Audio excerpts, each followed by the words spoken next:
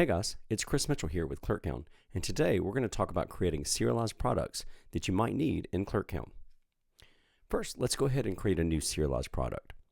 I'm going to go over, click on Products, and click New Product. Now, on the right, you can see that I can have a regular product type, a gift card, or a serialized product. Let's go ahead and create the serialized product. I'm just going to create anything here that I want. I'm going to go ahead and choose a John Deere lawnmower, 18-inch blade, and I'm going to go ahead and say, guess what color that's going to be? Green. Let's just say this is $1,800, and let's say I've got one in stock. I'm going to go ahead and say Acme is going to be my supplier, and under the SKU I'm just going to go JD-18J for green, and my cost, let's say my cost on that is $1,200. Now, you don't have to fill out any of the other information, just like you don't have to with any other product, but you notice that I've created a serialized product with this. So let's talk about what that does during a sale. Notice I don't have to enter a serialized number as soon as I create the product. That's really cool.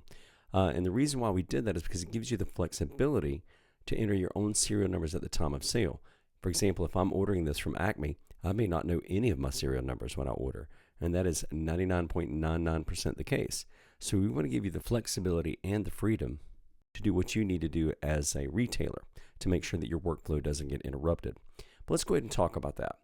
I'm going to go ahead and create a new invoice, and I'm going to go ahead and ring up one of my trusty customers here, Duke Hauser, and he's just a regular guy that likes to buy lawnmowers from me, and I'm just going to go ahead and do that. Now, notice it's asking for a serial number.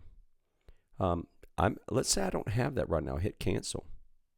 It won't let me enter the product.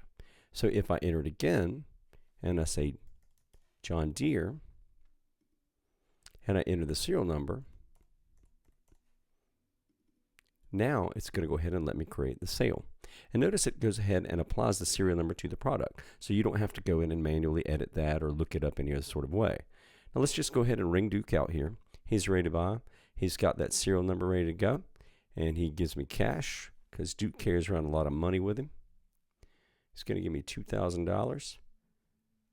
And that give him my change due.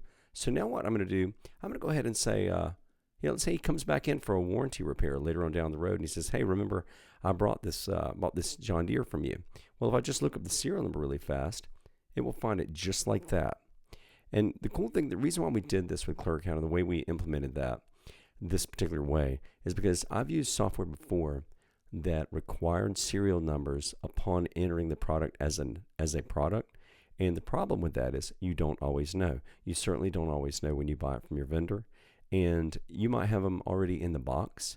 You may not want to unbox something. Sometimes the boxes don't include the serial number. So there's a lot of reasons that we could think of not forcing you to do it one particular way, especially when you consider that selling the product and having the serial number during the time of sale is really the most critical thing.